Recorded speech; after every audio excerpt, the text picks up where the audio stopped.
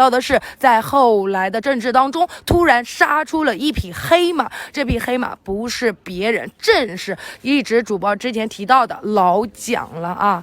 所以在后来与老蒋的夺权过程当中啊，夫妻二人啊是败下了阵来。所以面对老蒋夺权啊，所以当时的这个陈璧君尤其咽不下这口气，每遇到老蒋都是破口大骂，说你这个谁你算什么呀，对不对？你老蒋算什么东西啊？我汪先生当年追随孙中山先生搞革命的时候，你还不知道在哪里抓泥巴吃呢。每搞的这个老蒋是相当的难堪，只要遇到陈璧君都是绕着走的啊。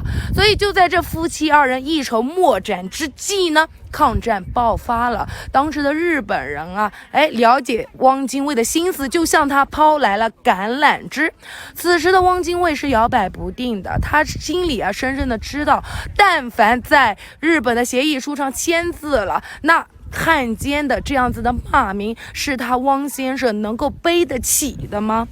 就在这个时候啊，我们说陈璧君作为一个妻子，在丈夫即将走错路的时候啊，你应该拉他一把，对不对？可是呢，陈璧君不仅没有拉他，甚至在他的背后狠狠地踹上了一脚。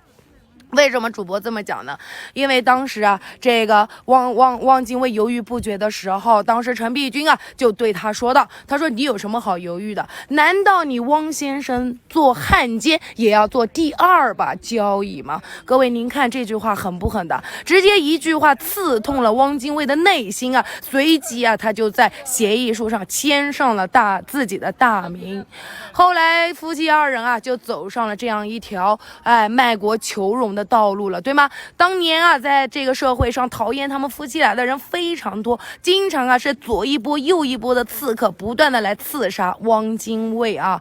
可是最终啊，这些刺杀都没有成功。在35年的时候，我们一个爱国人士叫做王亚樵，也是暗杀大王，他负责这起刺杀行动，对着他连开3枪，枪打中了汪精卫。但是啊，汪精卫命啊却特别大。为什么这么说呢？没有当场死掉啊，这一枪打中了他的左耳，一枪打中了他的左肩，还有一枪深深的打在了他的脊柱之上啊。虽然汪精卫当时没有死成，但是打在脊柱上的那颗子弹却挖不出来，在体内啊开始发炎了，形成了非常严重的脊柱炎。一度折磨的这个汪精卫啊，是腰都抬不起来，床他都下不了。所以在44年的时候，陈璧君将汪精卫带到了日本去治疗。可是就算在日本，也没能救下汪精卫的小命啊。所以就没有救下他的小命。后来这个汪精卫算是客死异乡了。临终之前，他交代陈璧君啊，跟他说道：“说万万不能将我葬在日本，一定要将我带回南京。我要葬在我老师孙先生的旁边，给他生生世世守灵啊！”好朋友们，这是这个汪精卫的遗愿。所以后来啊，陈璧君就将她丈夫的遗体进行了简单的防腐处理之后，就带回了南京，给她选择了我们南京城啊这个风景啊最漂亮的地方梅花山上，将她下葬了。当时的葬礼是要多风光有多风光，而且陵墓建造的是异常的豪华，是按照我们现在眼前中山陵富陵的规格给她打造的。而且当年她回来的时候也是极其风光的，是在6架日本军机的护送之下回到了南京的，最终下葬了。可是令他陈璧君万万没有想到的是，45年啊，日本就战败了。这个时候的陈璧君隐隐约约觉得她丈夫汪先生的墓啊是要保不住了，所以她命人找来5吨的碎钢块，将它浇灌在了汪精卫的墓地之上。她想着任谁都不能打开汪先生的墓。可是令她没有想到的是，46年蒋介石准备从重庆还都南京，于公于私啊，他都要扒掉汪精卫的墓。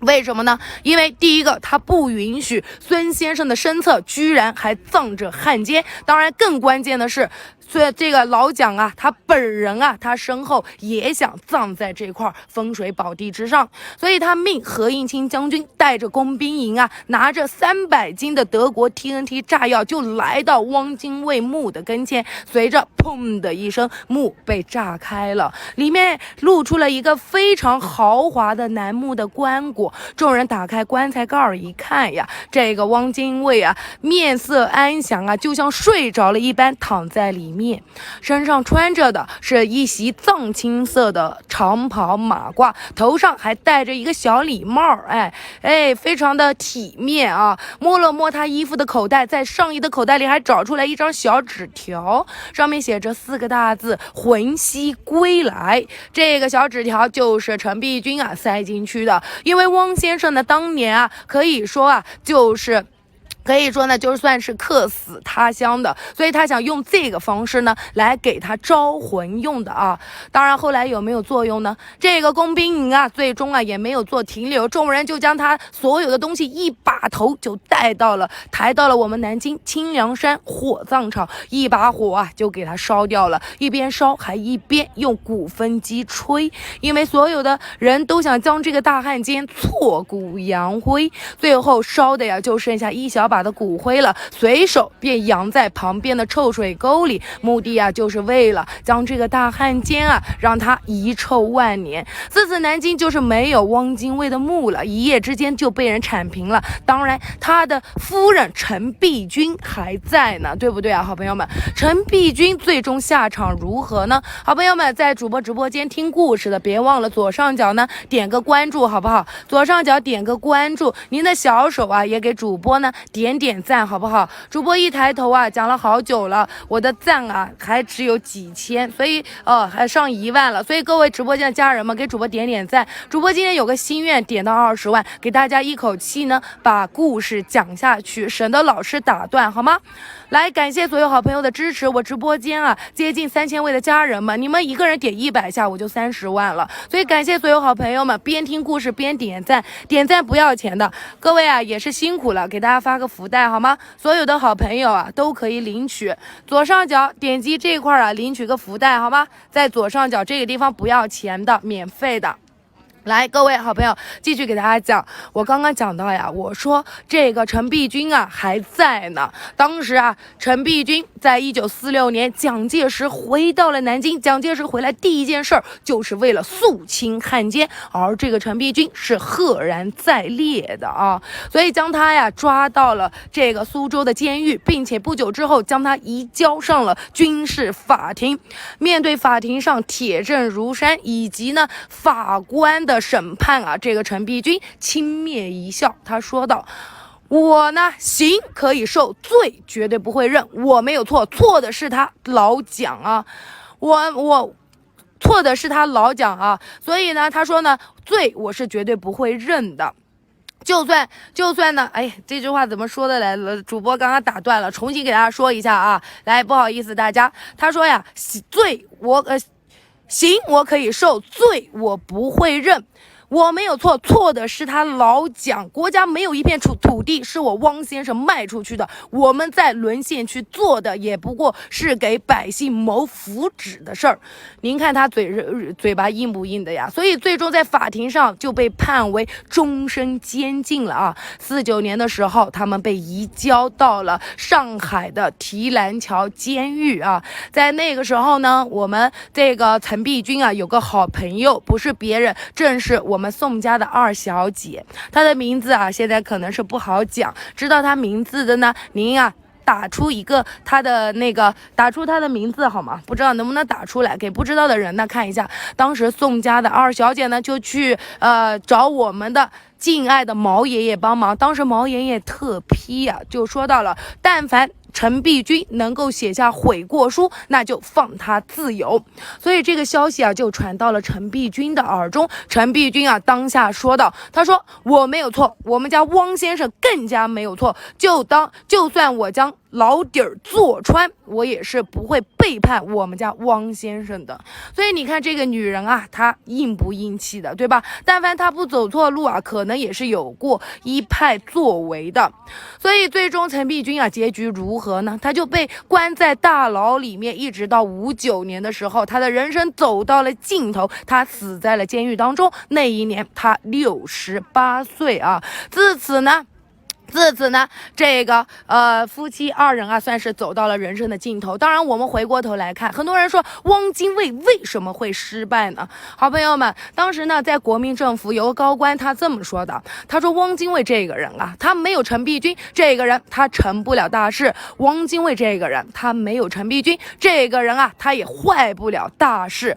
可见啊，这个夫人对他的一生啊，是形成了一个非常关键的主导因素的。您觉得呢？如果你同意的话呢，公屏上给主播扣一波666好吗？当然这句话不是主播说的，您看看有没有道理？您觉得有道理，您扣一波666好不好？所以最终啊，汪精卫啊在这个地方没有留下一点点的踪迹，连骨灰啊都没有能够保存啊。当然跟他下场啊极为相似的，各位随着主播的这个镜头啊，您转过去看一下，就在这个东侧啊，在同样平行的一个位置，一个人在西，一个人在东，这个人葬在这儿，最终啊也落得了一个灰飞烟灭的下场啊。这个人在民国时期啊，他也是鼎鼎大名的，曾经也是叱咤风云的人物。这个人他一手创办了民国时期的军统特务机构，曾经被誉为是老蒋的佩剑啊，他被称为叫做军统魔头，所有的头衔啊实在是太多了。各位请告诉我他的名字好吗？他的名字啊，有人说可能不能在直播间直接讲，但是告诉大家他有另外一个名字叫戴雨农。您知道他的名字吗？知道的扣在公屏上好吗？好娃娃，您说的是对的。这个人啊，他的名字2个字，主播在这儿呢就不细讲了。当然这个人大家都叫他戴老板好吗？我就叫他戴老板。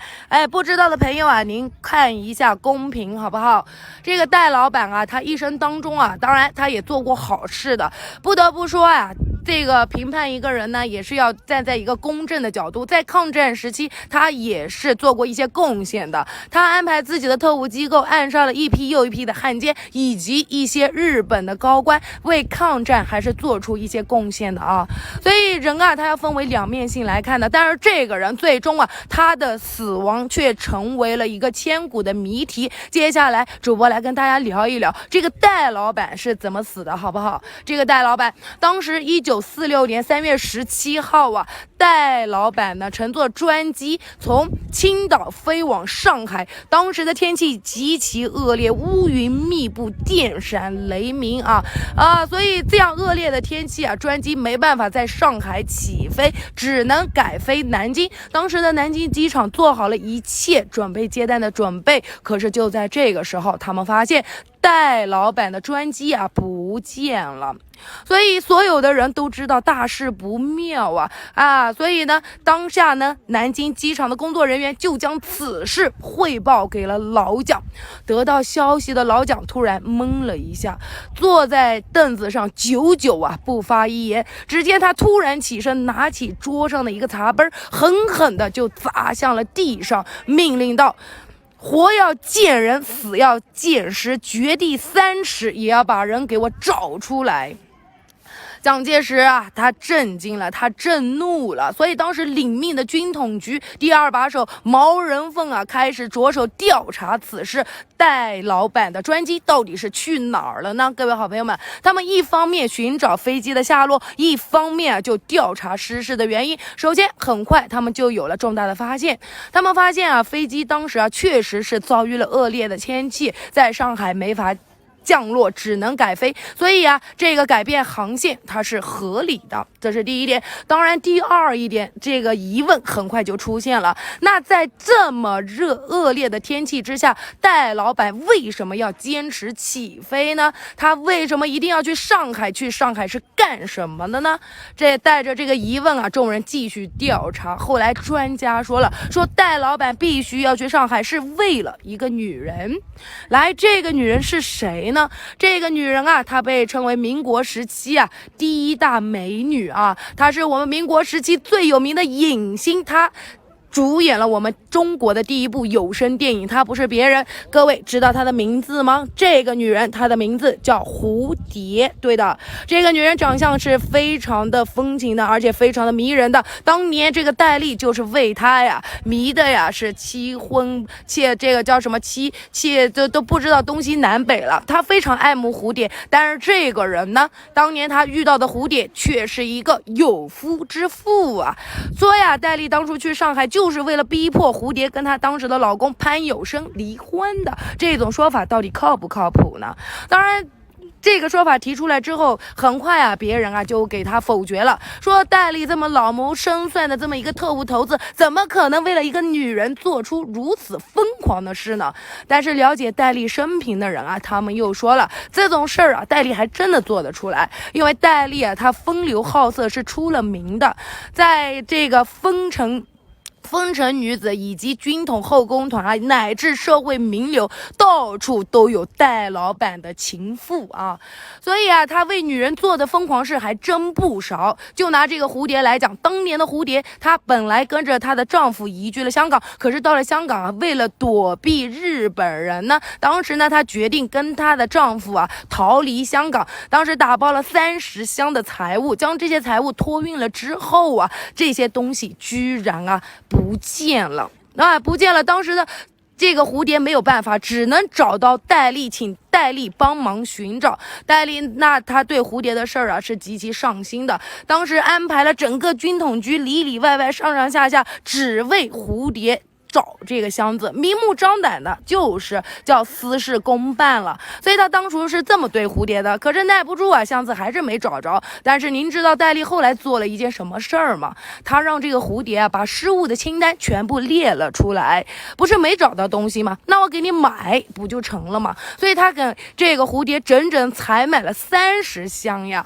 所以这个就是戴老板了。所以你说他为女人做出的疯狂事还真的能做出来，但是蝴蝶在晚年的时候出了回忆录，彻底把这些事儿啊都给他否认了，说了戴笠不可能冒大雨去找自己的，所以说这个理由不成立。那戴笠为什么要在如此恶劣的天气坚持飞行呢？这个时候啊，众人有了一个想法，什么想法？是否啊是戴笠搞的一出叫做金蝉脱壳呢？戴笠是否是诈死呢？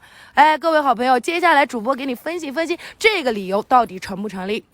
首先啊，我们事件发生的背景啊，大家了解一下。1946年那个时候，在45年的时候呢，老蒋呢跟我方进行了和谈，当时与会人员在会场上当场就提出来了，要取消军统特务政治啊，而且点名要撤销军统。当时的老蒋啊是公开表示会让军统和中统成为历史的。所以对当时的戴笠而言啊，如果说没有了军统这样子的一个保护伞，对外而言，这个戴笠极有可能啊死无葬身之地，毕竟他当初得罪了那么多的人。那对内而言呢，各位好朋友们，对内而言的话，他知道老蒋那么多的秘密，老蒋能够放过他吗？对不对？所以当时的这个戴笠啊，他是四面楚歌的，如果说他想出诈死这一招啊，也是极有可能的。您觉得有没有道理？您如果觉得有道理呢，公屏上给主播扣一波666好不好？您扣出来，我看有多少人认同主播这个猜想的。所以当时的戴笠是内忧外患，四面楚歌的。当时他坚持要起飞的时候呢，而且有一个极不合理的事件出现了。当时他要起飞之前的2天，他的这个好朋友也是军统局的2把手毛人凤曾经给他发来个电报，告诉他呀，你快点啊回重庆嘛啊，就4个大字，速回重庆。为什么呢？说呀，咱家的锅啊都快给人端了，你快点回来吧，兄弟们都快没饭吃了。可是就是这样紧急的状况，戴笠依旧决定啊回到这个上海去。所以有人分析他可能是诈死，这个诈死也是很合理的呀。您看啊，首先第一个，飞机在大雨中失事，那完全可以归结为天气原因，那人为的痕迹啊就会被抹灭了，对吧？第二一点，如果飞机失事了之后，这个事故啊调查查的原因是极其非常的困难的。为什么呢？你像看我们前几年这个马航的失联事件，一直到现在只是找出了些许的残骸而已，这就给戴笠的出逃呢争取了时间，对不对？第三一个，飞机但凡失事定会摩擦起火，哪怕不爆炸，那机上的这些人员必定会烧得面目全非。那个年代是没有什么 DNA 的这样子一个检测的，所以如果说想确认是否是戴笠，那也是极度困难的。所以各位好朋友们，您听听主播分析的这些有没有道理的？你要觉得有道理的，咱们再扣一波666好吗？所以似乎这个问题是成立了，对吧？但是当时的毛人凤老蒋都下命了，叫活要见人，死要见尸那必须要将戴老板找出来的呀，对不对所以呢，当时呢，这个军统就来到了飞机失事的南京的岱山的脚下。就是到了这个岱山的脚下，到了岱山脚下之后他们果然找到了什么呢？13具已经被烧焦的遗体，这些遗体烧的确实是面目全非，根本无法辨认是否是戴笠。看来一切咱们都是对上了。可是世界哪有这么简单呢？所以众人扩大范围继续寻找，在半山腰上又找到一具遗体，一共是14具，这一具是单独的当时不知道是否是戴笠。这个时候，当年戴笠身边贴身的一个副官，他叫贾金南，他记得说戴老板他的嘴巴里是有6颗金牙的，但凡扒开遗体的嘴有金牙，那必定是戴老板了。后来经过确认，在半山腰困雨沟的那个地方找到的那具遗体果然有金牙，看来戴笠是真的死了，好朋友们。所以戴笠是真的死的。当然主播每讲到这儿，总会有人要骂主播，说那你讲这么多，最终还不是放屁一样的，对不对？但是各位主播要接下来告诉大家，这个时候更大的谜团又出现了，好朋友们。当时这个军统根据他们敏锐的这样一个工作的特性他们感觉这个事情绝对不是天意，而是有蹊跷。为什么？您看，为什么14具遗体，对吧？13具在一起，还有1具呢在半山腰上了，那极不合理的。证明说他们做出了一个极大的推想，那这个戴老板极有可能死于他杀。极有可能死于他杀，那到底是谁杀的呢？这个时候毛人凤左思右想就在他脑海当中出现了一个姓名。这个姓名的出现让这个毛人凤活活的吓出了一身冷汗。他想到了谁呢？这个人不是别人，正是蒋介石，老蒋。他觉得是老蒋干的，为什么呢？您听主播讲首先呢，在这个军统扩大范围，在找寻戴笠飞机失事的飞机的时候，还并没有确认戴笠的死亡呢。这个时候呢，这个老蒋竟然叫来了毛人凤，对他说道：“他说我今天痛失了一位爱将也就是说呢，他已经确定戴笠死亡了。此时的毛人凤嚎啕大哭了起来，极其的悲伤。可是哭过之后，他冷静下来，他想了一想，不对我们军统可以说是无孔不入，无处不在，我们都没有确定戴老板死掉，那你老蒋是怎么知道的呢？这个时候，这个猜想让他不寒而栗。而且我们说老蒋到底有没有作案动机呢？告诉各位老蒋确实是有的，因为他当年是非常的忌惮着这个戴老板的。最早的时候您看这个老蒋就话要说回来，1943年的时候，当时军统成立了10周年嘛，当时戴笠搞的这个声势是极其的浩大。他为了这个显摆军统的实力，他把军统在各个层面各个地区的这些特务们全部组织起来，让他们举行了一个很隆重的这样一个庆典。他的目的本来是觉得要告诉老蒋说，我们一定会对你忠心的，你看我们现在做的多好，对不对？但是在老蒋看来，就是赤裸裸的威胁。我们政治上有一句话，也是一项大忌，什么呢？4个字，叫功高震主。所以在老蒋看来这个戴笠已经成为他最大的威胁了。当然在43年又发生了一件事儿，这一件事儿就是当时这个老蒋呢去到美国参加开罗会议，当时美国总统罗斯福在看到老蒋的时候对他也是爱答不理的，但是他问了老蒋一句话，问了啥呢？他说：“你们中国的 Mr. 戴来了吗？”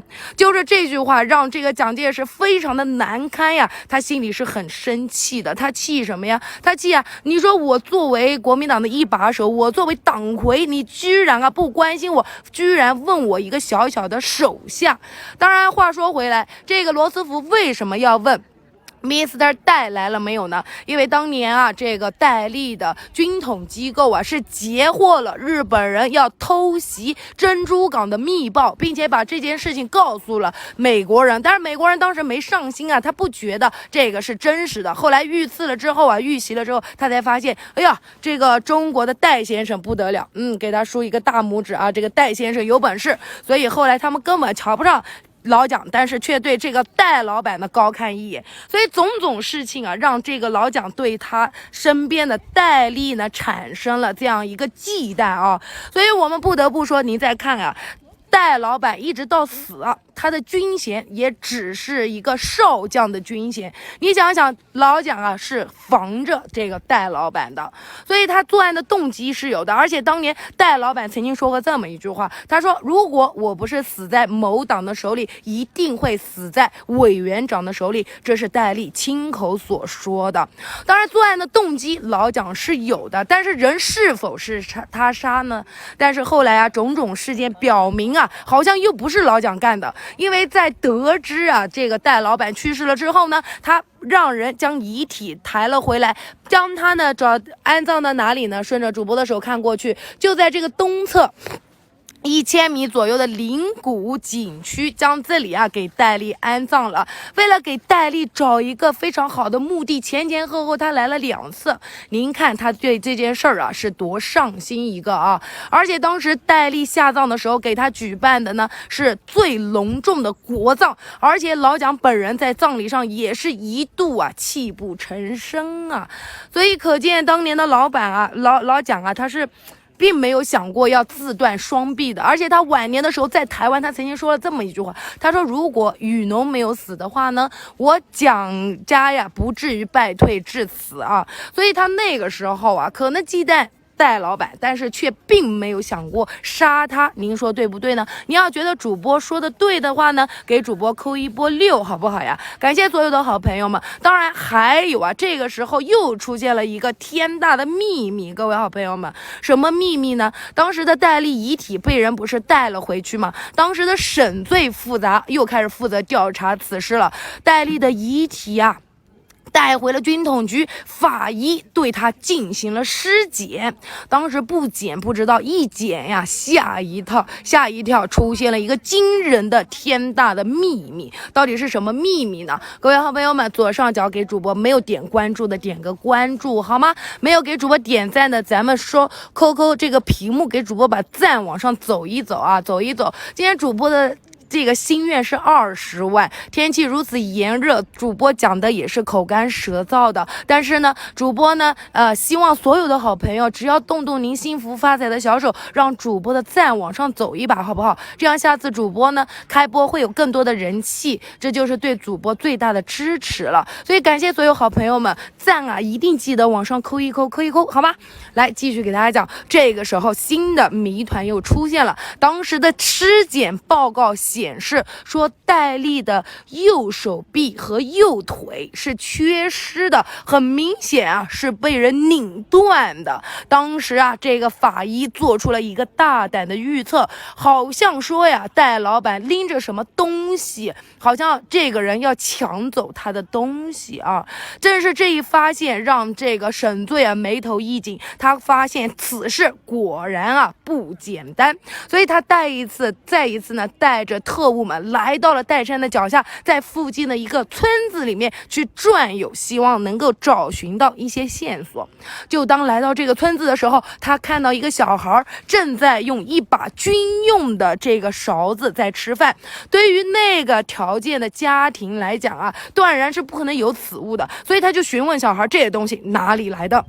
这个孩子啊，被这么一下就告诉他后山捡的，所以当时啊，这个沈醉就质问他了，一同去的还有谁？这个孩子就吓得把谁谁谁全给说了。当时这个沈醉将所有人一把头全部抓到了军统局，对他们严刑拷问，让他们把捡到所有的东西全部上交，要不然吃不了兜着走。当时的老百姓哪里见过这种阵仗啊？有的人吓得家里的锅都给他叫了出来。就在这个时候，有了重大的发现，他们发现众多的物品当中有一件宝物，这个东西是什么呢？它的名字叫九龙宝剑。好朋友们，你有没有听说过的？听过的好朋友们扣一波1好吗？九龙宝剑，九龙宝剑啊，相传是乾隆皇帝生前最喜欢佩戴的宝剑了，身长啊有5尺，换算成现在的单位来讲，就差不多有1.6米啊，而且剑鞘呢是用这个鳄鱼皮做的，在鳄鱼皮上还镶嵌了无数颗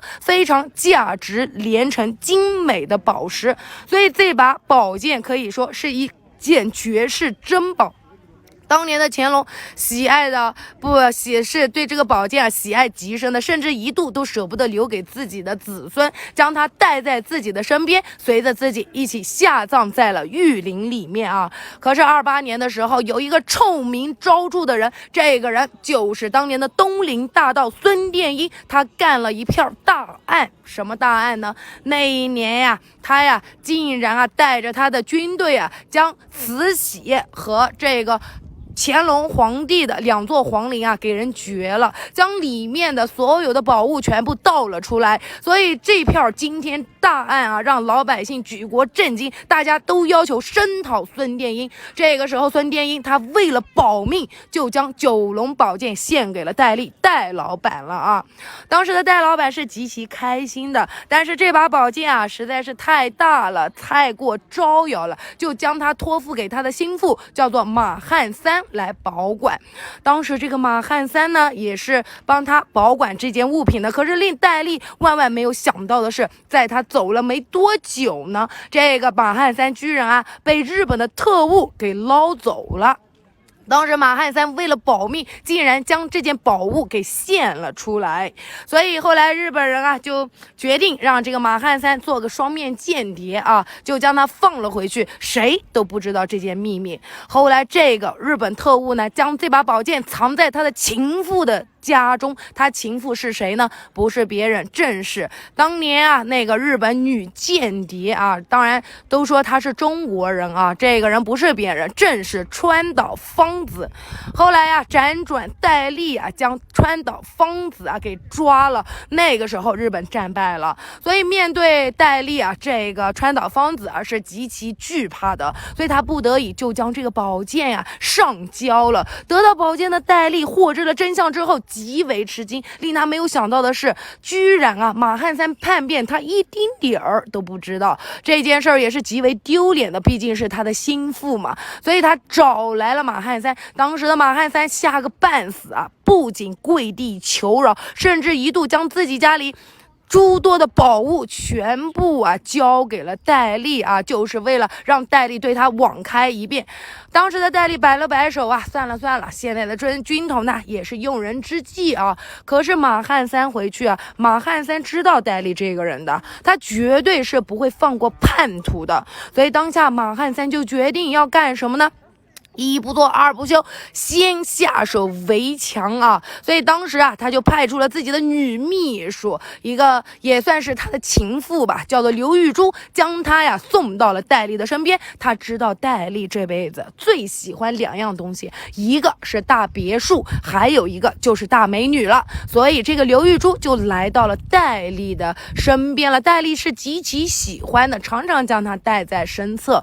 所以有人说，在戴笠飞机失事的前一天前1个小时，当时就有人看到刘玉珠鬼鬼祟祟的上了飞机，所以是否是他在飞机上搞的鬼呢？这个就不得而知了。可是后来专家发现了，说这个也是乱说的。为什么呢？这个马汉三确实是有个秘书叫刘玉珠，但是这刘玉珠是个男的，又不是个女的，所以到此这个戴笠怎么死的又成为一个谜题了，不是蒋介石所杀，不是呢马汉三策划，那到底是怎么死的呢？至今啊成为一个谜团。当然我们老百姓，我们南京的老百姓对此啊也是有个解答的。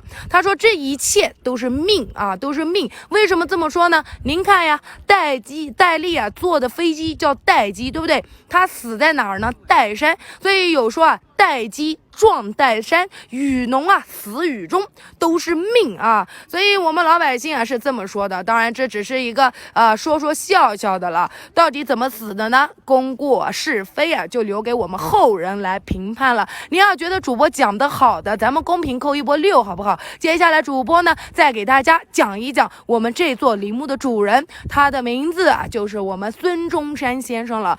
当年葬在他身边的一左一右两个人，左边各位看一下，现在主播的左边这里葬着谁呢？汪精卫，您还记得吗？右边葬着谁呢？葬着戴雨农，戴老板，对不对啊？这两个人一左一右啊，最终都没有落下好下场。最终啊，戴笠怎么回事呢？戴笠当年蒋介石不是给他下葬了吗？后来在49年的时候啊，我们南京城解放了，然后当时一个农民带着10来个人啊，带着锤子、凿子、铲子就来到戴笠墓的跟前啊，心灵夯夯敲敲打打一个星期就将戴笠的墓啊给他打开了，里面的遗体全部扒了出来，直接一把火给他烧掉了。烧完之后，直接将骨灰推到旁边的池塘里面去了。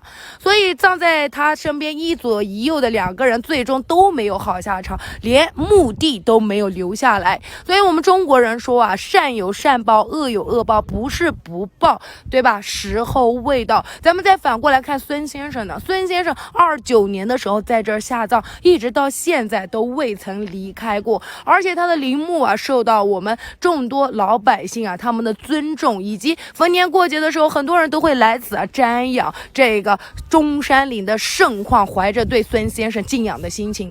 所以人和人的区别就是这样大的。所以我们中国人说啊，人啊但行善事，莫问前程。您呢尽管善良，福报一定是在来的路上。各位，您要是认同主播的，咱们公屏扣一波666好吗？我不能说刚刚主播讲的这两个人啊，他这一辈子完全是错的，但是我想啊，对于我们老百姓而言呢，他们肯定是过大于功的。而我们中山这个地方自古以来就是埋忠骨的地方，这样子的人他们是不配葬在这儿的。这不是我说的，是老百姓认为的，所以最终啊才会扒掉他们的墓了。但是咱们看孙先生为什么在这儿依然安详呢？对不对啊？所以您觉得主播讲的对的，您扣一波666啊。当然接下来呢给大家讲讲孙先生他的遗体是否真正葬在这儿呢？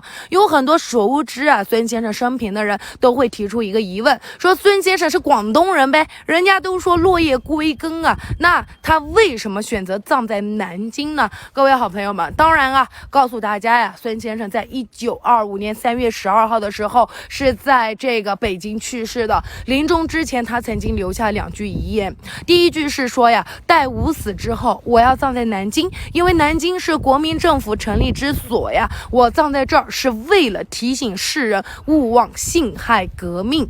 所以葬在这里呢是孙先生的遗言，同时呢也是他的遗愿。当然他当初又留下了第2个遗愿，什么遗愿呢？好朋友们，没有点关注的左上角点个关注好不好？我一抬头啊，咱们怎么就给主播就点了1万呢？到现在的话刚刚7万，现在才8万。各位好朋友们，主播今天的心愿20万，您啊一口气给主播呢点赞好不好？给主播点完了，然后主播就不停留了，一口气给大家讲故事，要不然我一抬头啊看到啊赞上不去，我又开始啊要跟大家要赞了，您不嫌烦我都嫌烦啊！我也想着一直一心给大家讲故事。这左上角呢还有个福袋，咱们领取一下。您呢点赞辛苦了，所有的好朋友们来给主播呢把赞往上再走一走，好吗？来给大家呢带着这个疑问啊，来给大家继续解答。当年孙先生啊，他选择葬在这儿，第2个遗愿是什么呢？他说他去世了之后，想像列宁一样啊，用水晶棺让他的遗体能够供后人来瞻仰。所以他这个遗愿提出来之后呢，当年啊就从这个苏联提出来要赠送一口免费的水晶棺给孙先生啊。当时呢，他的这个夫人以及他的儿子孙科呢，就先行给他购置了一口小棺材。这口小棺材是楠木做的，只有1.73米啊，先暂时放置孙先生的遗体。可是这个时候，他的大连襟就是这个宋霭龄她的丈夫他就不同意了。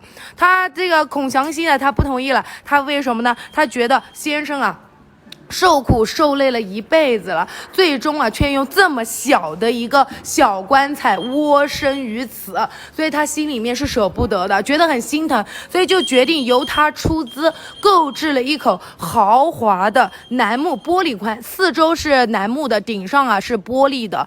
然后先生的遗体放置进去之后，还能够看到他的仪容和仪态。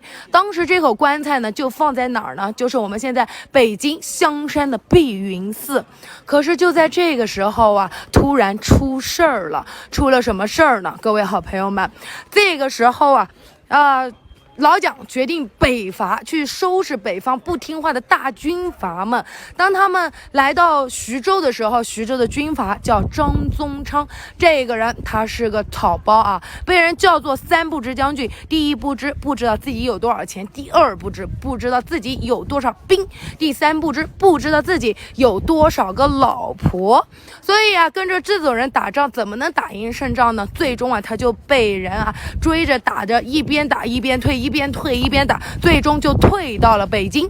到了北京之后，张宗昌越想越气他想着我当年在徐州的时候过的是要多滋润有多滋润，现在我被人搞到落花流水，到现在这种地步对不对？谁造成的呢？那不就是这些所谓的革命军吗？革命军谁找来的？那不就是孙中山先生吗？所以他就决定要烧掉先生的遗体所以当下呢，他带着军队，扛着火把，就来到了香山。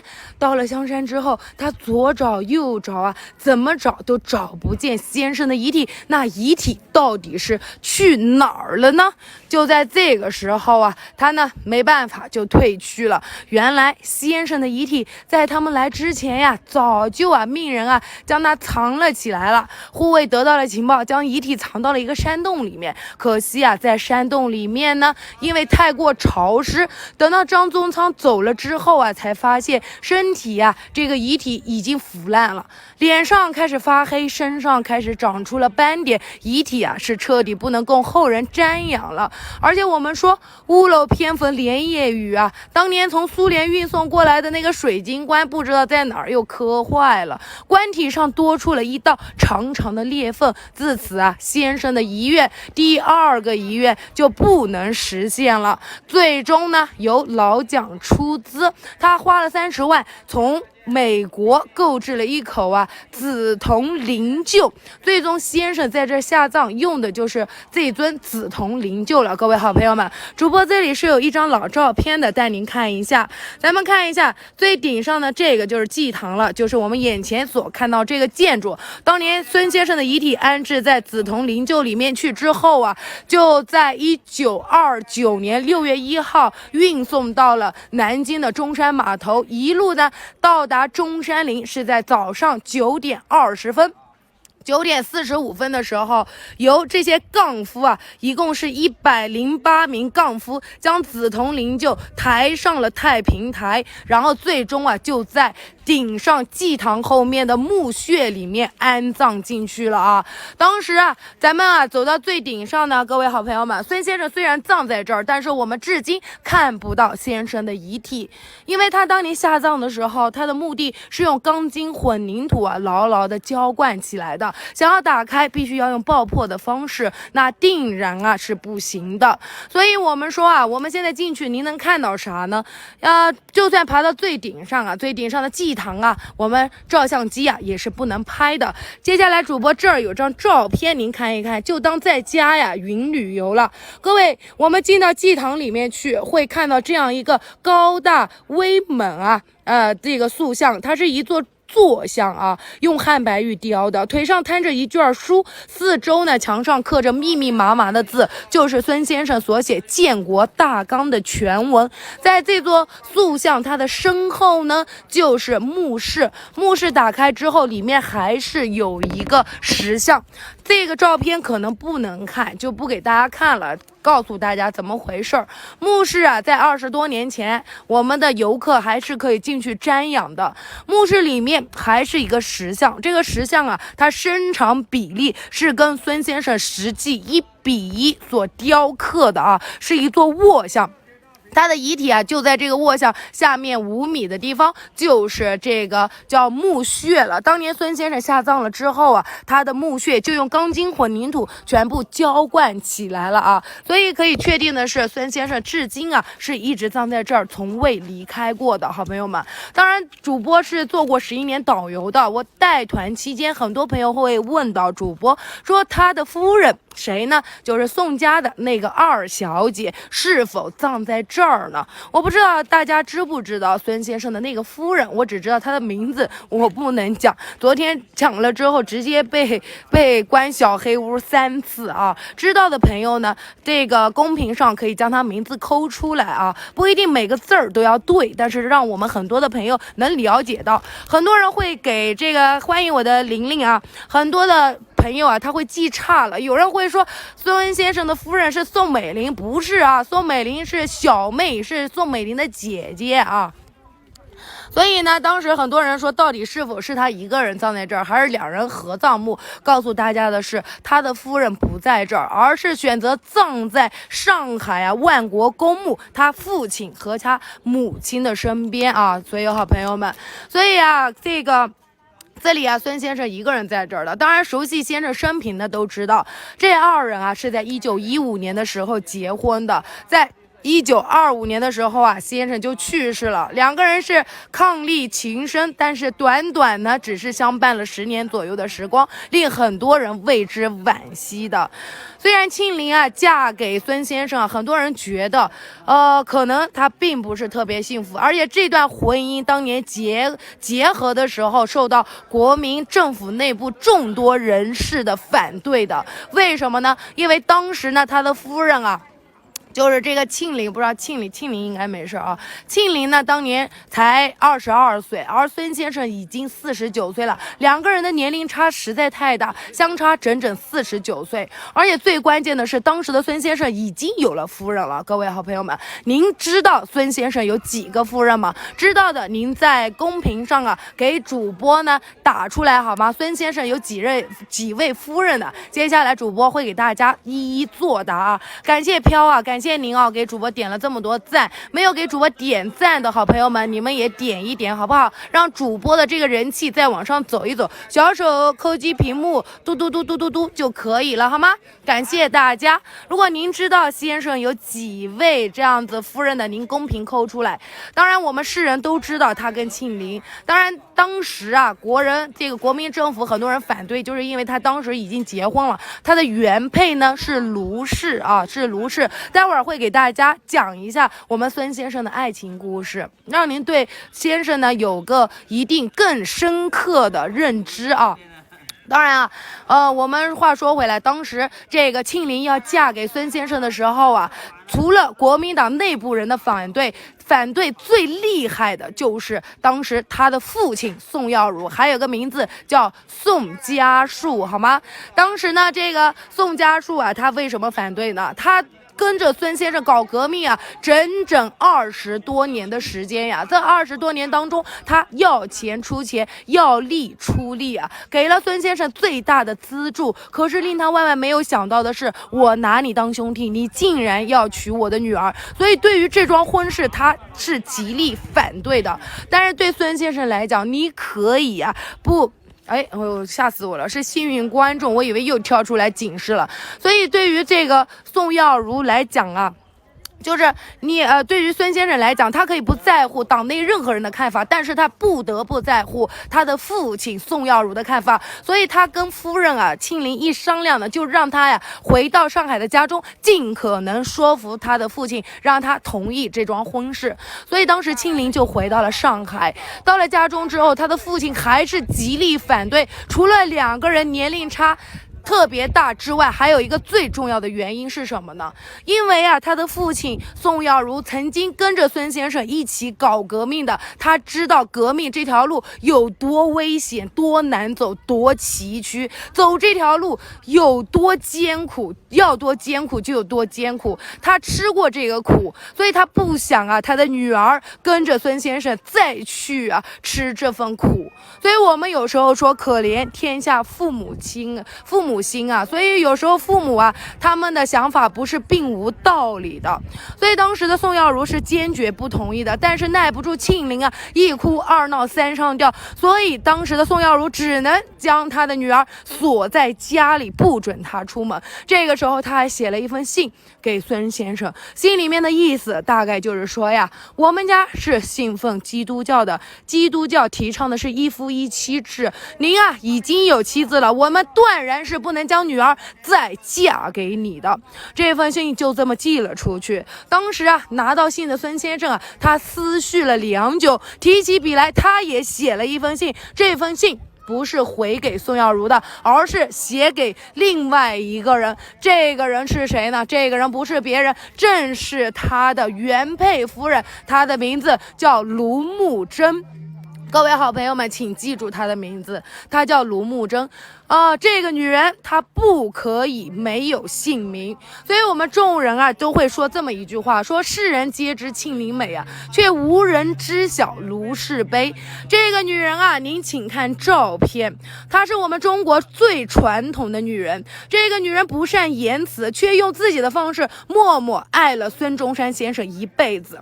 当年父母之命媒妁之言，卢慕贞嫁给孙先生的时候，她18岁，孙先生19岁当年孙先生已经投身革命了，所以当时的卢慕贞在新婚之夜，她告诉孙先生说道：我不会成为你的累赘，您千万不要牵挂我，我在老家会照顾好双亲，你放心去做自己的事情吧。所以卢慕贞嫁给孙先生开始，她就知道她要做什么。所以这个女人在老家给她照顾着老人，抚养着小孩，料理着家事，让孙先生的革命活动没有一点点后顾之忧。所以不得不说，这个女人她也是伟大的，所以她不可以没有姓名。您说是吗？你要觉得主播说的对的，您公屏上扣一波6好不好呀？这个女人她最大的贡献呢，就是给孙先生生了3个孩子，长子孙科，还有2个女儿孙妍和孙婉，都是由卢慕贞所生的后来他拿到这份离婚协议书的时候，他的手是颤抖的，他的心是难过的，但是呢，他依然给孙先生回了一封信，信里面只有一个字，什么字呢？可以的可字。各位您知道吗？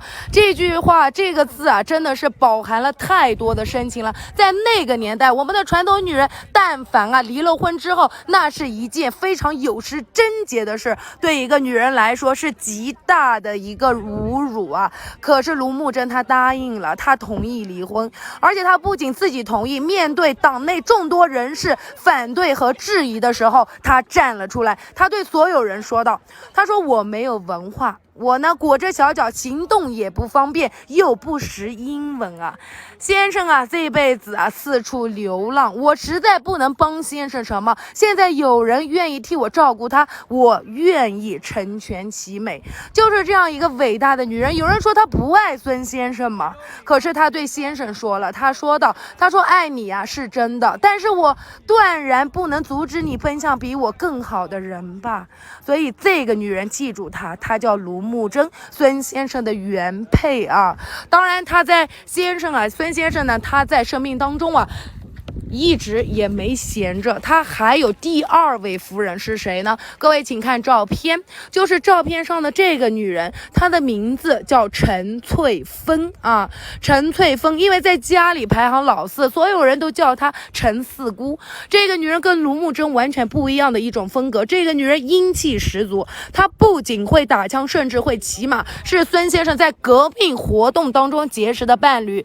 这个人啊，他因为崇拜孙中山先生，所以不仅做着他的侍妾，同时呢也担任着他身边护卫的工作啊。这个女人是极爱着孙先生的，跟着他过着颠沛流离、居无定所的日子，无怨无悔追随了他10多年的时间。就在1912年，孙先生功成名就，在南京登上临时大总统宝座的时候，这个女人却选择了功成身退。她在去往南京的路上临时决定，她不能出现在孙先生的身边。为什么呢？最重要的就是她没有名分。这个女人她没有名分，她不是原配，她觉得自己出现在那种场合之下，势必会影响先生的声名。所以她当时说身体已经不好了，就离开了孙先生。这一离开就是一辈子，就是永别了一个人独自定居到了南阳。当然先生是爱他的嘛。各位好朋友们，在25年3月12号孙先生去世的那一天，临终之前，他交代完家事国事之后不断重复着说着一句话，他说道：我要睡地上，我要睡地上。当时众人觉得孙先生已经不行了，不停的在说胡话了。可是旁边的宋庆龄更是泪如雨下不停的摸着眼泪。可是在后来2年之后，他的儿子孙科去到了南阳，去找这个陈翠芬，跟他说起这个事儿的时候，这个陈翠芬是泪止不住的往下流，因为只有他知道这句话什么意思。这句话是最早的时候先生跟他2个人在热恋时期的这样一段对话。当年孙先生因为发表反清的言论遭到清政府的迫害，为了防止清军大晚上大半夜的过来抓人，所以陈翠芬提出来说，我要睡在地上，这样子来人的脚步声我就可以听得很清晰了。可是孙先生坚决不让，他说道：地上凉还是我睡地上嘛，我要睡在地上。就是这样一句话，孙先生记到了最后。我们说人走到那一步的时候，嘴巴里不停重复的，脑子里不停放映着的，一定是这辈子最刻骨铭心的时刻。所以直到最后，他心里是记挂着他的，就是这个陈翠芬，陈四姑了这个女人在孙家也是极有地位的，她的名字是在孙家的族谱之上的，作为侍妾的身份。所以这是她的第2个女人。第3一个女人是一个日本女人，这个女人很少查到她的资料，甚至一度没有她的姓名。这个女人她是日本女人，名字叫做浅田春。这个女人在1900年的时候到1902年陪伴了孙先生短短2年的时光。在2年当中她呢后来呢就去世了，因为疾病，才20岁所以很多资料根本就查不到她。为人所津津乐道的，众人所熟知的她的日本女人是她的第4个女人，她的名字叫大月薰。各位好朋友们，请看照片主播这里有照片。这个女孩长相是极其清秀、极其俊美的。您要觉得她长得好看，您公屏上扣一波1好吗？她的名字叫大月薰。您要觉得她长得一般般咱也可以互动互动，您扣一波2好不好这个女孩呢就是大月薰了当年孙先生遇到大月薰的时候呢，这个女孩才11岁。她的父亲是孙先生在日本的挚友，叫大月素堂。当年大月素堂家里着火了，不得已只能带着11岁的女儿寄居在了日本孙先生的家里。当时先生他们住2楼，孙先生住1楼。这个孩子因为比较顽皮就打碎了家里的一个花瓶，花瓶里的水顺着地板缝就渗透到了1楼先生的书房当中。所以当下大月素堂就带着女儿登门道歉了。当时孙先生看到大月薰的时候呢，惊为天人，当下就急出来要求求啊迎娶大月勋。可是大月苏堂当时都震惊了，他想着我女儿才11岁，她还是个孩子啊，所以他就拒绝了啊。后来等到大月勋15岁的时候呢，孙先生再一次提亲了。这一次啊，大月苏堂他没有反对，同意将大月勋嫁给了他啊，就嫁给了孙先生了。这一年大月勋啊15岁，而孙先生已经37岁了。好朋友们，两个人结婚之后啊，没过一段时间，大月勋就怀孕了。而此时孙中山啊，因为药物不得不回到中国。但是令人万万没有想到的是，这一别竟是一辈子啊！后来大月勋独自一人在日本生下了女儿，取名叫做富美子。在日文当中的译文就是文的意思，因为先生他的本名就叫孙文了，以此来纪念孙中山啊。后来大月勋一个人在日本抚养女儿，抚养到5岁的时候，因为家庭的这样子的一个窘迫啊，以及经济上的拮据，不得已就将这个孩子送人了，寄养在一家叫做宫川的家里啊。所以这个女孩呢就改名叫做宫川富美子了。后来在宫川富美子大一些之后呢，她辗转找到自己的母亲大月勋啊。第一件事儿，她就要知道我的亲生父亲到底是谁呢？所以啊，当时的大月勋啊，眼含着热泪，颤抖着双手拉着他女儿的手啊，告知她说：“你的父亲就是中国的孙中山先生啊。”当这个宫川富美子得知真相之后，她没有想到的是，此时的孙中山啊已经去世了很多年了。所以我们说孙先生这一辈子是有4个孩子的，3个孩子都是卢慕贞所生，唯独这个日本女儿，她一辈子都未曾相见过，也许这也是她的一个遗憾吧，对吧？所以我们孙先生这一辈子是有几个女人的呢？各位好朋友们，加上庆龄啊，一共是5个。当然跟这些之前的4个女人当中，只跟1个女人有婚配，就是他的原配卢慕贞了。所以他跟卢慕贞离了婚之后，就将这份离婚协议书寄到了宋家。当时的庆龄啊，看到离婚协议书之后，更加坚定了要嫁给孙先生的决心，毅然决然的大晚上收拾了东西，带着一个小皮箱就离家出走了啊。就跑到了日本去了。当晚他离家的时候，据宋庆龄后来回忆啊，他曾经说过，说那晚离家的时候，他看到身后有一个身影，这个身影不是别人，正是他的母亲倪桂珍。他确定啊，他的母亲也看到了他，所以他的母亲啊，当初是用自己的方式默默的支持自己的女儿去奔向属于自己的幸福的。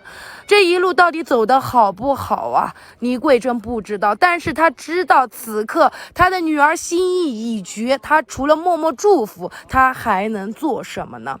当然他的父亲宋耀儒是依旧反对的。知道庆龄走了之后，他连夜买了一张船票，就追到了日本。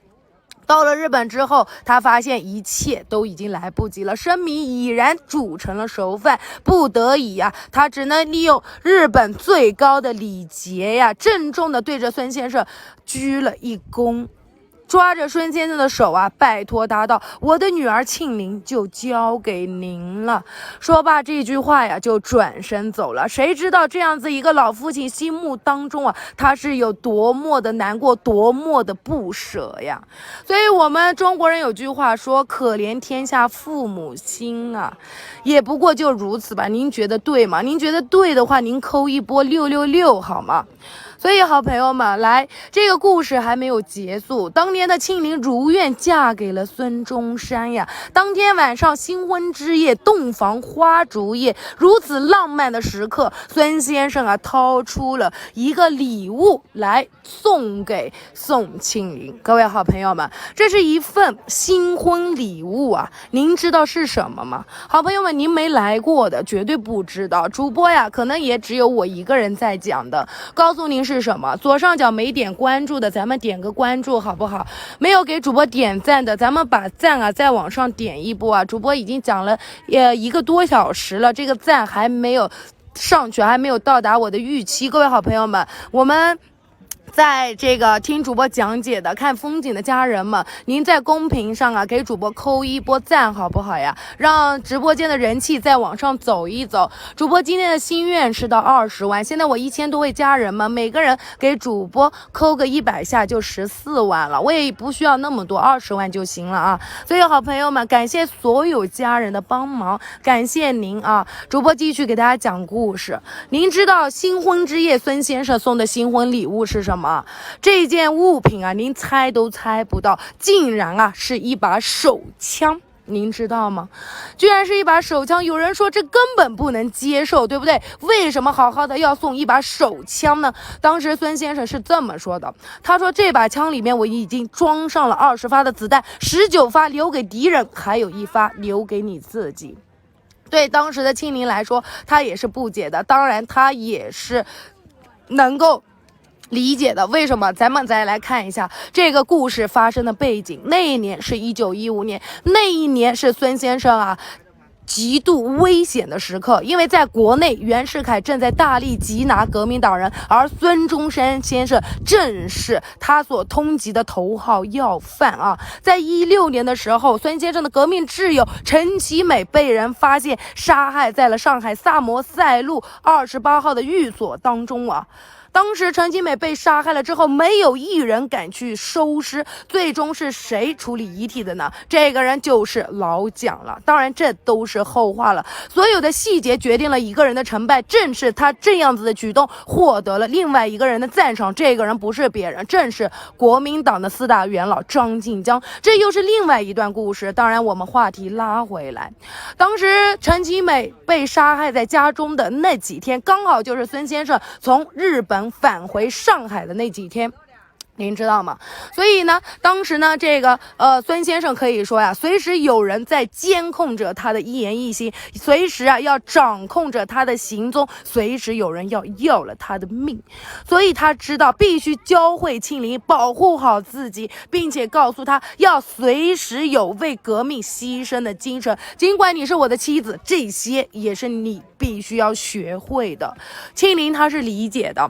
后来2个人结婚了之后啊，不多久，先生呢就一个人回到了上海。当时庆龄呢还是留在相对安全的日本，在日本期间呀，虽然说比较安全，但是呢她每天过得并不好，因为她时时刻刻记挂着自己的丈夫，不知道他是生是死啊。如此煎熬的日子，庆龄啊做了一个决定，她决定要回到上海，再危险她也要陪在她丈夫的身边。所以她毅然决然陪着孙先生住进了上海法租界政府58号的寓所当中。据当时的庆龄记载呀，庆龄回忆录里面曾经记载到了，说他们白天啊是不能出去的，只能在晚上，他呢偷偷的穿上西式的服装去与革命同仁会合。当年庆龄的身份，除了作为一个新婚的妻子啊，必定啊还是要干嘛呢？他还要干什么呢？除了作为一个新婚的妻子，同时啊，最重要的是，他还担当了一个地下交通员的工作，随时护卫着孙先生的安全。所以庆龄啊一直在这么做的。当然，有人担心他是否能够照顾好先生的身体呢？这个啊，您就多虑了。庆龄虽然白天不衣不裙，打扮相当的朴素，但是呢，他非常注重给先生那个补营养的，知道他胃不好，所以他每天中午和晚上都会焗一个苹果。什么叫焗呢？就是用火烤啊，烤一个苹果，以此呢来为这个调养孙先生的胃病啊。所以先生在庆龄的精心照顾之下呢，身体也是日益的健朗。当然我们说这都是小事，在大事上面啊，这个夫妻2人他们2人的感情甚至是超脱生死的。主播为什么这么讲呢？让我们将时间拨回1921年，1921年的这一年呀，孙先生决定北伐。可是就在这个时候啊，广东粤军总司令突然叛变啊，这个陈炯明啊，不仅誓死抵抗，甚至啊带着1000多名的护卫，牢牢的包围住了广东的总统府以及孙先生和庆龄的住宅越秀楼。当时越秀楼的护卫只有100多名，你说100抵1000，那不就是以卵击石吗？哪有活命的机会呀？就在在这个时候，孙先生叫醒了熟睡当中的庆龄，叫着他跟自己赶紧逃走。可是这个时候啊，庆龄他却断然拒绝了。他说道：先生，您先走吧，我要留下来，您带着我是不方便的。这个时候庆龄他为什么说不方便呢？首先第一点，当时孙先生的逃走要给他争取时间，那必须要让100多名护卫誓死抵抗，那必须要有主心骨，他庆龄留下，那他就是那个主心骨，您知道吗？所以庆龄他不走。当然还有第二个原因，什么原因呢？因为当时的庆龄啊已经怀有身孕了，您知道吗？所以带着一个孕妇走的话，那断然是不方便的。所以他坚决要求并且恳求孙先生赶紧先走。他说了这么一句话，他说：中国可以没有我庆龄，但是绝对不能没有你孙中山呀。就是这样一个女人，用她的爱啊，用她的命誓死守卫着她的丈夫。我除了将她当为一个丈夫之外，可能她拼死为的也是我们一个国家的前程。所以庆龄选择留下来。后来在他的广州脱险译文当中曾经记载到，他说呢，当时拼死抵抗到天刚蒙亮，这个护卫已经死伤大半了，眼见着先生已经似乎脱险了，所以这个时候他才在2名护卫和1名副官的保卫之下，决定化妆出逃。这个时候已经没有办法掩护了，只能不顾一切的往前冲啊！流弹是穿过了他的鬓发，当时穿过一个走廊的时候，回头一看啊，那个走廊已经被炮火击得粉碎了。就是在这样生死攸关的关头啊，我们说吉人自有天相，庆龄啊，他成功逃脱，命就给保了下来啊。当然她也付出了惨痛的代价，因为那个时候呢，她怀孕了嘛，她就失去了自己心爱的孩子了。所以自此我们庆龄一辈子就再也未能有孕了，这也成为她人生当中极大的一个遗憾。所以在孙先生当初临终之前呀，他曾经对着身边的人交代到，他只说了9个字，哪9个字呢？辅以夫人无产而轻视。什么意思呢？他交代身边的人千万不能以庆龄没有生产而轻视他。所以这件事儿让孙先生记挂了一辈子，也是愧疚了一辈子。他知道他连累了庆龄呀，所以他才将这件事儿郑重交代给其他人。当然也正是因为经此一役，当初反对他们结合的那些党内的人士，每看到庆龄都是称呼她宋小姐，以后再见时就已经改口叫她孙夫人了啊。所以我们说庆龄啊，她作为一个政治女性，她是伟大的，她为了自己的丈夫甚至可以连命都不要，但是她作为一个女人啊，她这一辈子我们说呀，可能是不幸福的。2个人感情这么好，但是却仅仅相思相守了10年的时间，25年先生就去世了。那一年的庆龄只不过32岁而已啊，所以无子。最终呢，他也是孑然一身，走过了人生80多个春秋81年的时候离开了人世。最终他没有选择在这个中山陵跟孙先生一起合葬，而是葬在上海万国公墓他父亲母亲的身边。为什么呢？当时庆龄曾经这么说的，他说中山这个地方是埋伟人的地方，我庆龄呢只不过是一个普通人，所以只不过呢是恰好嫁给了像孙先生一样的伟人，所以呢我是不配的，这是他说的原话。当然他又说到，他说我这辈子没有对不起过任何一个人，我最对不起的就是我的父亲和我的母亲。所以他选择最后做一个孝女，葬在他父母的身边，尽他最后的一份孝心，生生世世给他们守灵。他为什么觉得最对不起自己的父母呢？我们再回来看过来1915年庆龄跟这个孙先生结婚的。1918年的时候，3年之后他的父亲就患了绝症胃癌，撒手人寰了。而那一年正是庆龄跟孙先生颠沛流离，人生处于险境的时候。作为女儿，她没有能力回到她父亲的病榻前尽她的最后一份孝心，所以这成为她人生当中最大的另外一个遗憾了所以她他这辈子他觉得对不起父母，正像我们中国人所说的树欲静而风不止啊，子欲养而亲不待了，您说可惜吗？可怜吗？所以啊，我们大家觉得呀，主播讲的还可以的，您公屏上扣一波6好不好？没有给主播点关注的，您点点关注好不好？来给主播呢赞，再往上走一走啊，给主播冲到20万。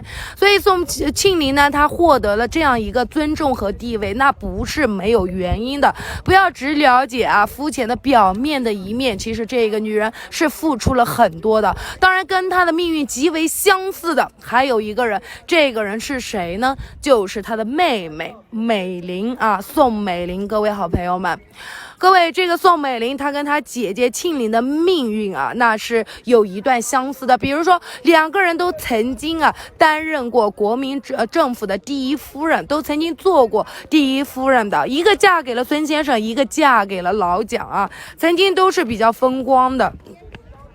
但是两个人命运不一样的是啊，就是当时庆龄呢陪伴孙先生10年，但是她的妹妹宋美龄嫁给蒋介石老蒋啊，整整48年的时间呢。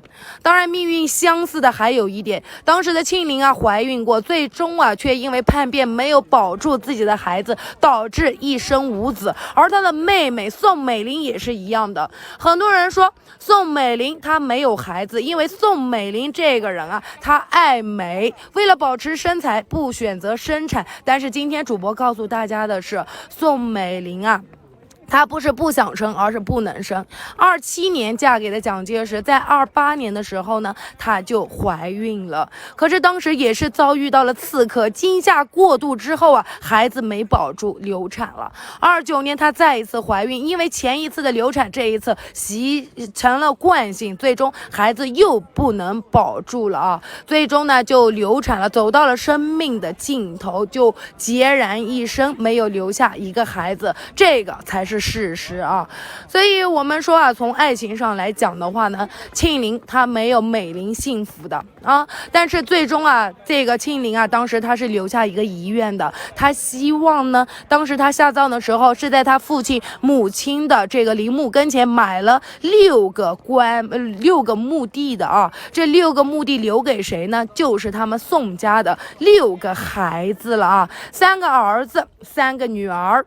3个儿子宋子文、宋子良、宋子安，3个女儿谁呢？宋霭龄、庆龄还有宋美龄啊。但是最终啊却未能如愿，最终葬在他父母身边的只有庆龄一个人，甚至啊他其他的兄弟姊妹们葬回祖国这片故土的也只有他一人，其他的孩子大部分葬在了美国，还有一个宋子安葬在了香港，最终陪在这儿的，在落叶归根的只有他庆龄一个了。所以当时曾经改变过，甚至可以说改变我们中国近代史的这样一个伟大的家族，最终的结局啊不得不令人嗟叹啊。就算完美如宋美龄，最终啊她的人生也是留有遗憾的。她曾经说过，她最对不起3个人，一个呢是她的丈夫蒋介石，因为48年并未能给她生下一子半女。有人说蒋介石不是有儿子吗？各位好朋友们，蒋介石他是有2个儿子的，蒋经国、蒋纬国，但是您知道吗？只有一个儿子是他亲生的，您猜是谁呢？1号是蒋经国，2号蒋纬国，您告诉我谁是他的亲生儿子？1号蒋经国，2号蒋纬国，咱们互动一下好吗？各位没有给主播点赞的，咱们左上角啊，给主播关注点一点，赞给主播点一点好吗？一直到现在才给主播点到15万，还有5万的赞呀！各位好朋友们，接近2个小时了，希望大家把主播的赞往上再走一走。主播呢，接下来再带大家呀看一看景点，给大家呢再介绍其他的故事好吗？来，很多朋友啊，看来都是知道的，只有蒋经国是老蒋唯一的亲生儿子，是由他的原配毛福梅所生的，而他的老二这个蒋纬国呢，并不是他所出，而是他的好朋友戴季陶所生的。各位，您知道这段历史吗？很多人不清楚啊。来，接下来主播给大家介绍一下啊。当年呢，这个蒋介石和戴季陶一同在日本留学，在日本求学期间呢，当时这个两个人啊是情同手足的，因为都是浙江奉化的老乡。我们说老乡见老乡啊，两眼泪汪汪。所以当时呢，两个人是结为了异姓的兄弟的。两个人在日本期间都爱上了一个日本女人，她叫仲松金子。可是呢，这个最终啊，仲松金子却选择了戴季陶，没有选择老蒋啊。当时我们当然忘了说了，这个孙先生一辈子创办了一文和一武两所学校，文就是中山大学，武就是黄埔军校。中山大学的校长就是就是这个戴季陶，而黄埔军校的校长呢是老蒋。两个人还有过之前的一段渊源，就是刚刚主播讲到的，在日本期间，仲松金子选择了戴季陶，并且给戴季陶生下了一个儿子。后来啊，没几年，仲松金子就死掉了。后来这个戴季陶就带着这个孩子回到了中国。可是他却不敢将这个孩子带回家中。各位好朋友们，这是为什么呢？因为当时的戴季陶啊已经有了妻子了，他的妻子叫牛有恒，在民国时期是出了名的母老虎，而这个戴季陶也是出了名的怕老婆啊。不是主播说他怕老婆的，在民国时期还有一个特别有趣的排名，当时评选出来民国时期三大巨内，就是三个最怕老婆的男人，赫赫有名的就是这个戴季陶，还有一个谁呢？司法院的院长叫张继，还有一个谁呢？就是之前主播给大家提到的汪精卫了啊。所以最怕老婆是戴季陶。当时戴季陶啊说他怕老婆怕到什么程度呢？当年说这个戴季陶呢曾经生病了，牛有恒就安排自己的侄女呢来照顾戴季陶的起居。谁知道一来二去，这个戴季陶啊非常的好色，居然啊将他的侄女啊跟他好上了。后来侄女大一些之后，人家要嫁人啊，当时这个戴季陶害怕东窗事发被他老婆知道，吃不了兜着走，所以当下呀他思来想后，在大晚上居然冒着夜色跑到江边啊，投江自杀了。您说他怕不怕老婆的？好在那个时候是冬天，衣服穿得厚，他没死成，飘在江面上就被人给捞起来了。所以这段事啊一直为人所笑话。当然可以肯定的是，他是极度惧怕他的夫人的。所以他带了个私生子回来，对吧？他是断然不敢将这个孩子带回家里的。这个时候怎么办呢？他就想到了自己的好兄弟老蒋。当时的老蒋也是极够义气的，他同意啊将这个孩子啊给他抚养这个孩子，并且将这个孩子接来身边，给他取名叫蒋纬国了，好朋友们。所以蒋纬国啊并不是老蒋所生，而是他的挚友戴季陶所生的。有的人说主播你瞎说，我告诉大家，主播一点都没瞎说。在晚年的时候，蒋纬国出过一本回忆录，回忆录里面亲口记载到，他就是戴季陶之子了，这是一段史实啊。所以他是有两个儿子，但是这两个儿子呢，只有蒋经国是他原配所生，其他一无所出。是这样子的，所以宋美龄说她对不起蒋介石，当然她还对不起谁呢？第二个男人不是别人，就是他的哥哥宋子文。当时宋子文在政治上跟蒋介石啊是有极大的不和的，也是有极多的矛盾的。在蒋家败退台湾之际啊，宋子文置他们于不顾啊，飞到美国去颐养天年了。所以宋美龄对他呀是怨恨的，他恨自己的哥哥在他们孤立无援的时候，竟然啊不管不顾啊，所以当时的宋美龄啊对她的哥哥是极其怨恨的，所以一直到他哥哥临终之前，他都没有选择原谅他。最终啊，他的哥哥的这个棺材啊停在美国整整1个星期啊，宋美龄都没有去探望。但是在他106岁的人生即将走到尽头的时候，他来到他哥哥的墓地上，老泪纵横。他想不到为什么如此啊，感情从小那么好的兄妹，最终会走到如此的地步啊？为什么不能放下呢？他恨他自己，所以他说第二个最对不起的是他的哥哥宋子文，第三一个最对不起的是谁呢？这个人不是别人，正是那个花名在外，当年啊非常在民国时期啊风流倜傥的一个人，长相因为极其的帅气，被人称为民国时期的4大美男。这个人是谁呢？他的名字叫张学良了。为什么他说他对不起张学良？因为当年张学学良啊，1936年的时候啊，他做那个某某事变，对吧？某某事变最终失败，被老蒋软禁在了身边整整54年的时间。当时宋美龄啊，她是亲口答应张学良的，只要他送老蒋回去，他定会啊保护他周全，还他自由的。但是宋美龄她没有做到，所以她愧对张学良，害得他呢被软禁半生。所以她第3个对不起的男人就是张学良了。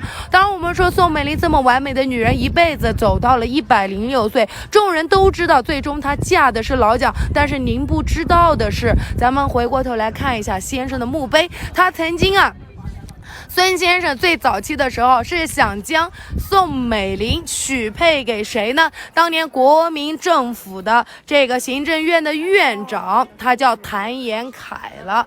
就是接下来先生墓碑啊，写上这个24个鎏金大字的这个人啊，各位，咱们来看一下先生的墓碑。这个墓碑上赫然写着24个鎏金大字，这里有一个知识点。首先呢，我要教大家读这块碑。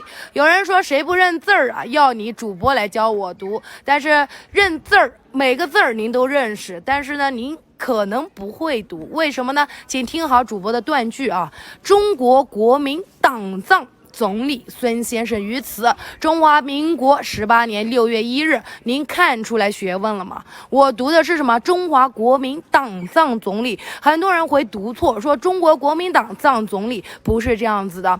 从这块墓碑上，我们很清晰的看出来，当年给孙先生举办的是这个党葬仪式，而并非国葬。有人不明白，孙先生作为这样一个伟人，为什么最终下葬却不是不是国葬呢？还记得当时主播讲的一个人吗？就是这个戴笠戴老板下葬的时候，这个老蒋还给他举办的是国葬呢。难道孙先生不如他吗？其实这个也是有所说到的。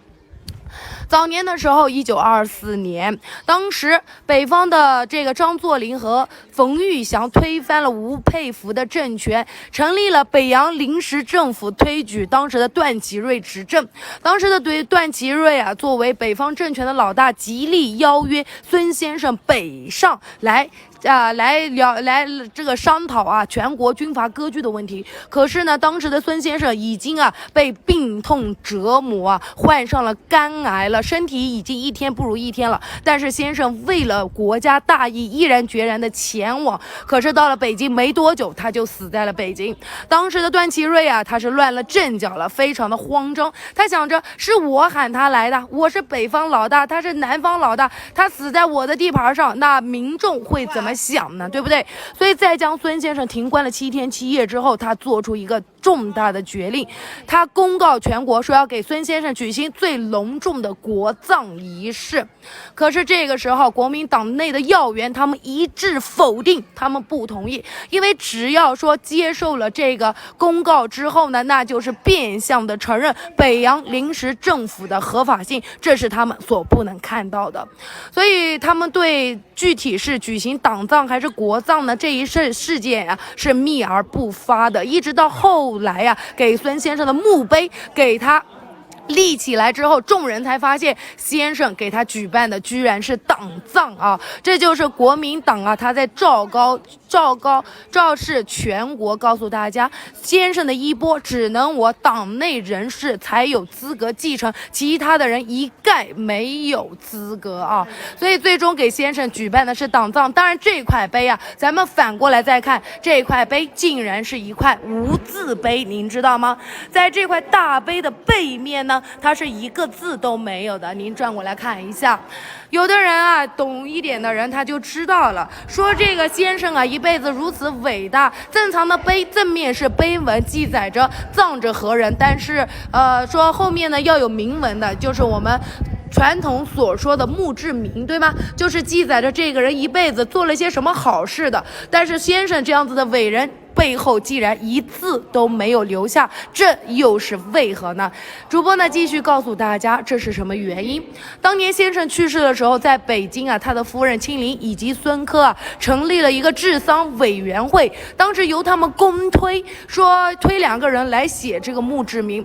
当时公推的2个人，一个叫胡汉民，一个叫汪精卫啊。当时2个人呢，确实啊，当回正经事儿来做的，洋洋洒洒是写了2万多字儿，前前后后改了7、8稿，但是最终啊却没有用。说白了，当时后来他们想想，觉得这2个人在党内的地位啊是不比孙先生的，由他们来写的话呢，对先生来讲啊，有点委屈了。说白了就是觉得他们俩不配啊，说白了就是这个。后来呢，重新公推了谁呢？公推了当时的民国时期的国学大师、天下文人之首章太炎来写这块碑啊。各位好朋友们，春暖花开了，现在好多旅游团队都出来踏青了啊，咱们走出来再讲。由章太炎啊来写这块碑。当时的章太炎呢，这个人啊，他非常的好玩。这个人他是个愤青，您知道吗？如果说他尊重的人，比如说孙先生啊，他喜欢的人啊，你要叫他给他干什么都行。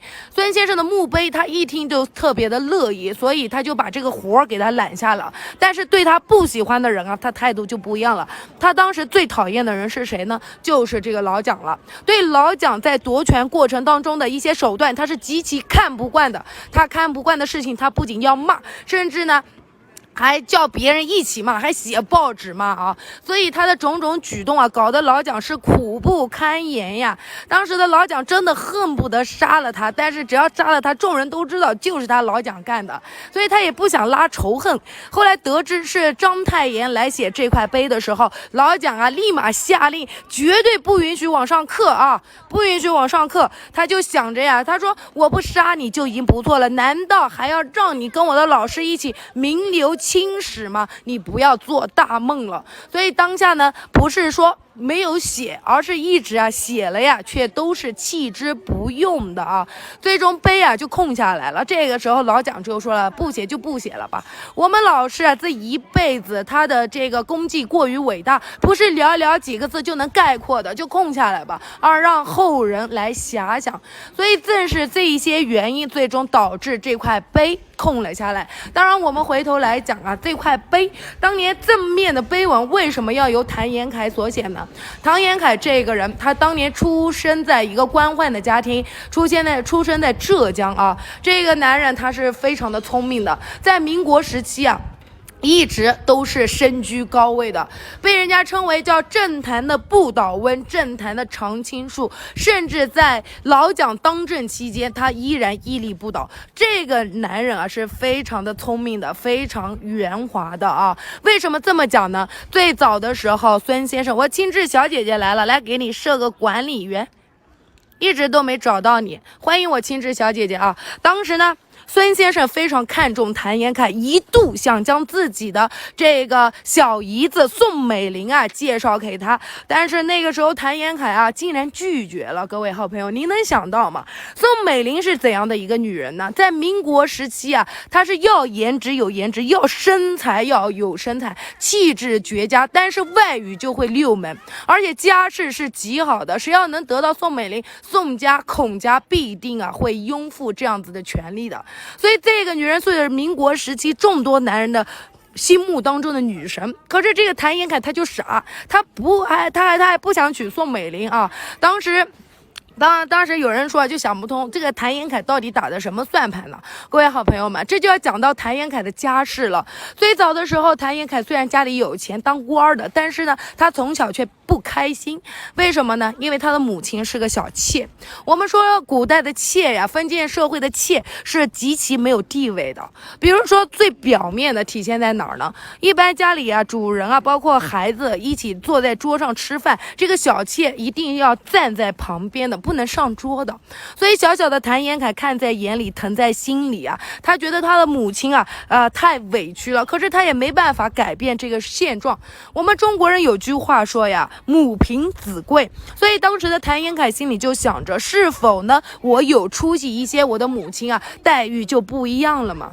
所以当时的谭延闿勤奋苦读，最终呢在这个科举考试当中获得了会员，最终在殿试当中又考上了这个42甲第46名的好成绩，就获得了一个官位叫翰林。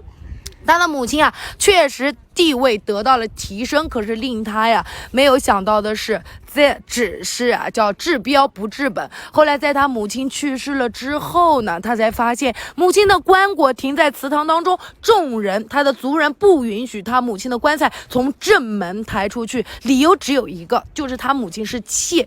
所以此时的谭延闿没有办法，他突然做了一件事儿，令在场所有的人大吃一惊。只见他趴在他母亲的棺材板上，大喊一声：“今日我谭延闿已死，抬我出殡。”所以正是他这样子的争取，他母亲才能获得从正门抬出去的资格，为他的母亲赢取了人生当中最后一次的尊严。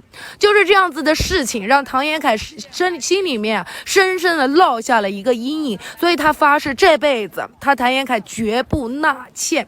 后来跟他的夫人结婚之后呢，他确实做到了，但是他的夫人英年早逝了。在他夫人临终之前，他握着他夫人的手，对他保证道：“他说你放心的去吧，我再也不会另娶了，我只会将我们的女儿好好的抚养长大的。”所以当这个孙先生提出要将宋美龄介绍给谭延闿的时候，谭延闿不好意思直接拒绝。他做了件什么事儿呢？您知道吗？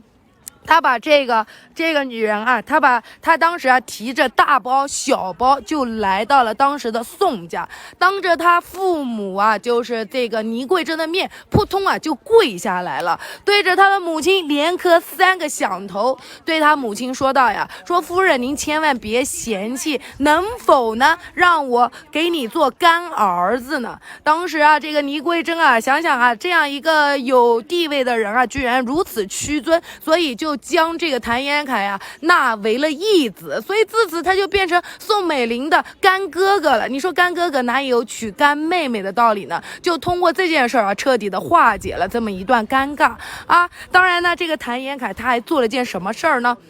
孙先生把这个宋美龄介绍给他，他不是没要吗？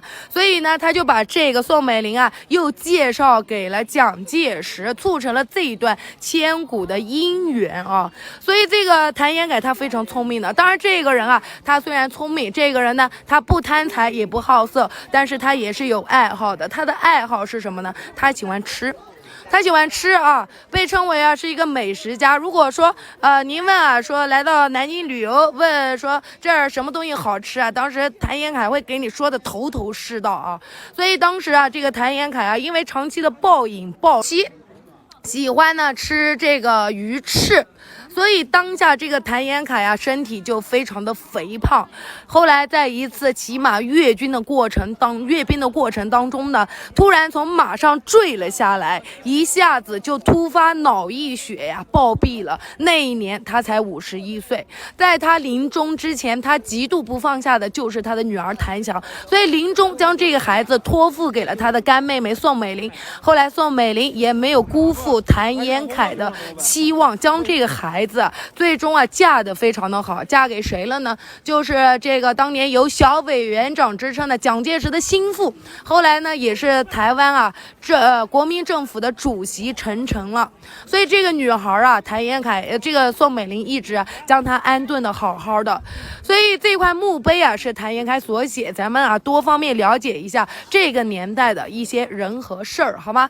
各位好朋友们，今天主播呢是在中山陵给大家一直讲故事。故事。感谢这么多好朋友对主播的不离不弃，各位左上角呀，这边没点关注的点点关注好不好？主播还会去到很多的景点，给大家带来更多的民国故事。这些人物的命运啊，他们都是极其相似、极其牵连的。就比如说主播给大家讲到的这个章太炎，您可能不了解他，但是他还有另外一个身份，他是我们民国时期啊这个上海三大亨之首杜月笙的老师，您知道吗？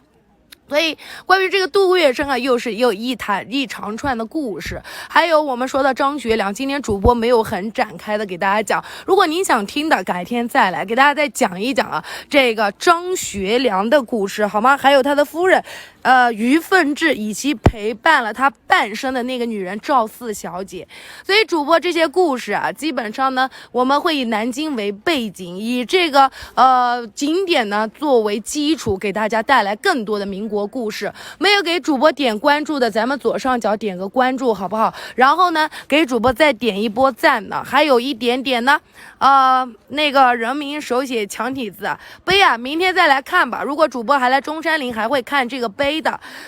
今天呢那里啊被一群旅游团包围了，所以主播现在出来了，要不然人多的地方信号不好。各位再给主播戳一波赞好吗？一直留在主播直播间的您啊，在公屏下面扣一波111好不好？让我看到有多少人一直陪伴着主播差不多2个小时左右的时间，来给大家让主播看一看谁一直都在的。没有给主播点赞的，给主播点个